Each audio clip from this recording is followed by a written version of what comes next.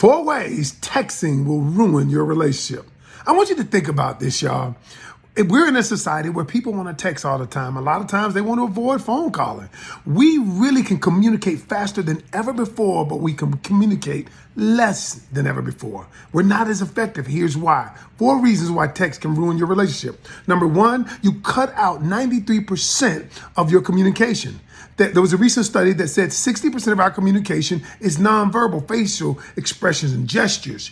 33% is tone of voice. So that's 93%. Only 7% of what we actually say.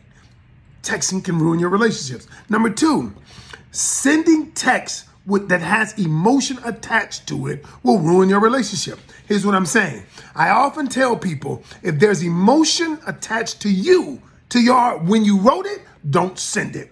Because most times, most people will misconstrue what you meant or what you said. How many times have you said something only to find out later the person says, you say, that's not what I meant. And the other person had a preconceived notion or perception about that particular text.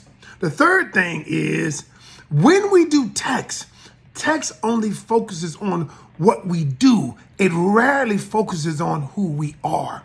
If you're ever wanting to get to know somebody, if you're ever wanting to build a relationship, you can never build it via text because it doesn't allow you to get to know the person at the core value because, again, it's devoid of emotion. You don't ask the questions that pierce that emotional veil, if you will. And so what I say is, if you want to get to know somebody, text isn't the way, because text only focuses on what you do, not who you are. And last but not least, text is a horrible way to resolve conflict.